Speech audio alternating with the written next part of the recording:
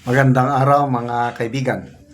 Bigyan natin ngayon ng reaction opinion itong post ng PTV4 20 minutes ago. Just in. Tungkol ito sa Senate presidency. Kinumpirma ni Senator Jinggoy Estrada na lagpas 13 senador ang sumusuporta kay Senate President Francis Escudero para manatiling Senate President sa pagbubukas ng sesyon sa 20th Congress. Ito ang exact statement ni Senator Jinggoy. We have enough numbers. More than 13, I suppose. And I think Senate President Chis Escudero is ready, secured of having his next term as Senate President.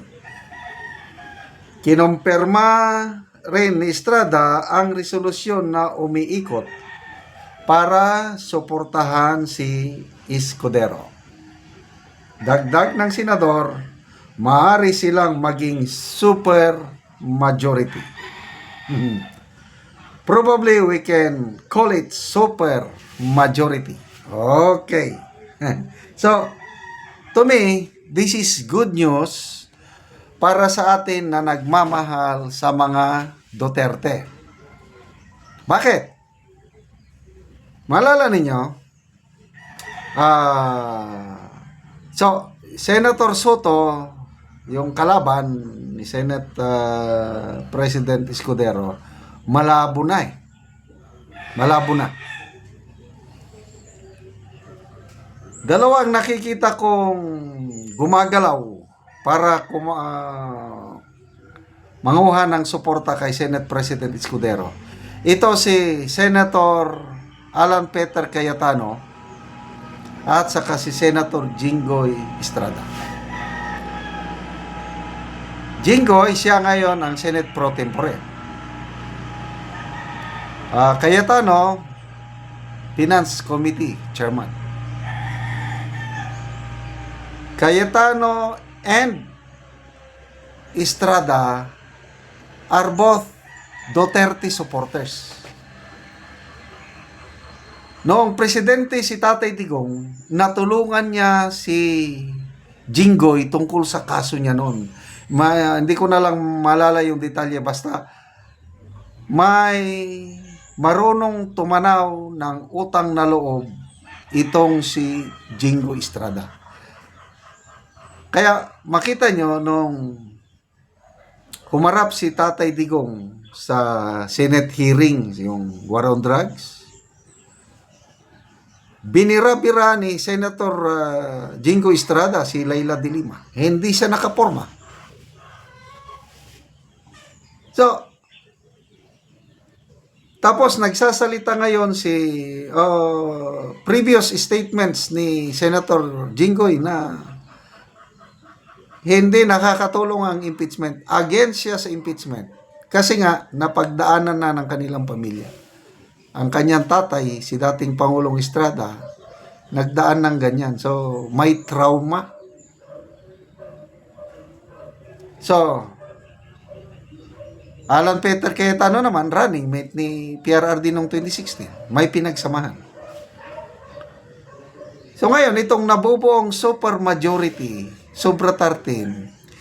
Yan din, the same group, yung super majority, na susuporta sa impeachment ni BP Sara. Kaya pagbukas ng 20th Congress sa July 28, magbotohan na yan ngayon ng magbotohan na ng Senate President. Ako, kalmante na ako na talagang mananalo si Senator Escudero as Senate President. Wala nang makakaagaw pa.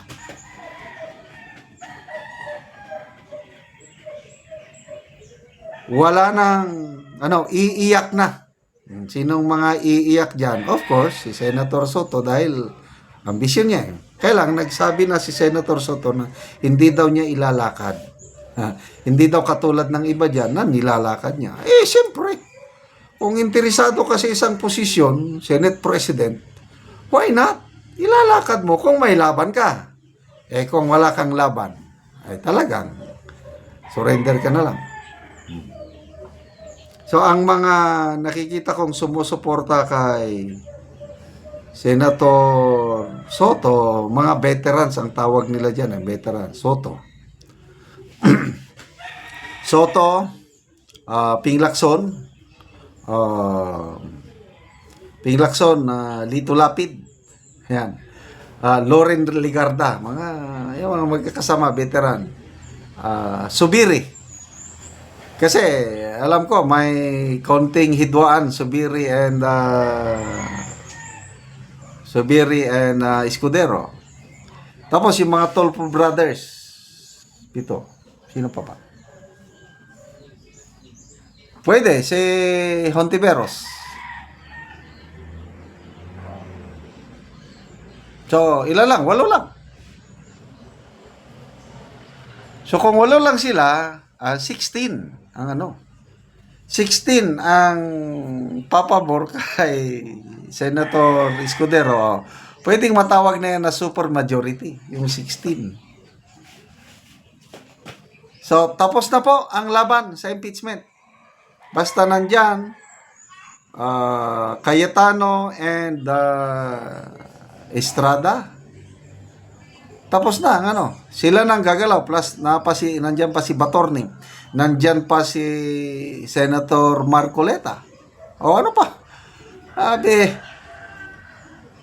Senator Marcoleta, lintik lang ang walang gante. Humanda na kayo, hindi nyo matatanggal si VP Sara sa kanyang pwesto. Nagpayag na magkakatotoo yan. Marami nang iyak.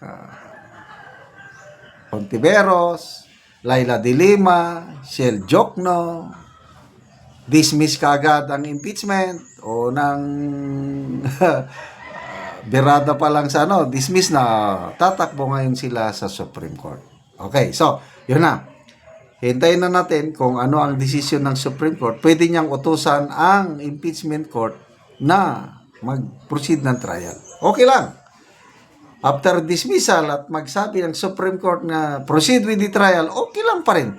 Kasi yung 9 na senador lang ang kailangang mag-acquit kay VP Sara, sobra sa 9 ang kasamahan niya sa Senado. Okay, salamat mga kaibigan sa inyong pagsubaybay sa ating channel. Nakakatulong kayo ng malaki sa tribong Talandig ng Bukidnon. Kaya ang sweldo natin sa channel na ito is pantulong sa tribo. Namimigay tayo ng mga libreng yero at pako para makapagpatayo sila ng maayos na tanan. At the same time, namimigay din tayo ng livelihood assistance. Sa ngayon, nagpapatanim tayo ng Arabica coffee. Panoorin nyo ang video na ito. Ako sa among area, sa among gitamnan og kape.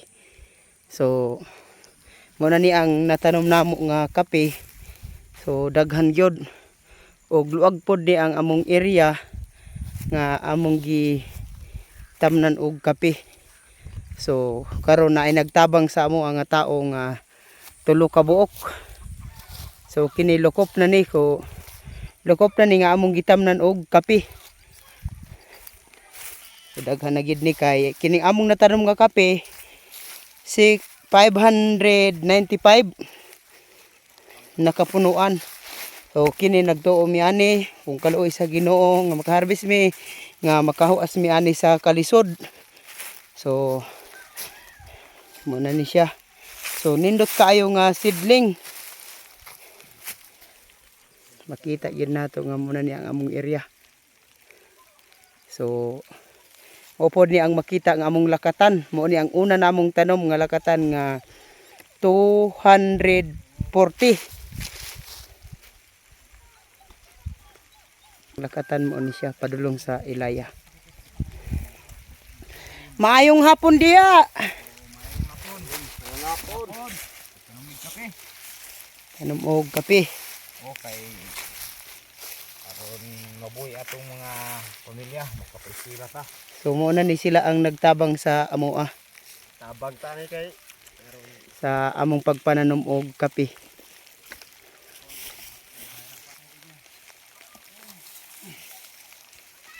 So salamat kaayo sa Ginoo og sa nagatan-aw sa video sa YouTube sa padayon nga pagsuporta sa amoa sa pagpananom ug uban pa nga magamit namo hinaot nga tagaan mo og maayong panglawas ug mapadayon kini nga tabang aron kami makahawas sa kalisod. Salamat and God bless.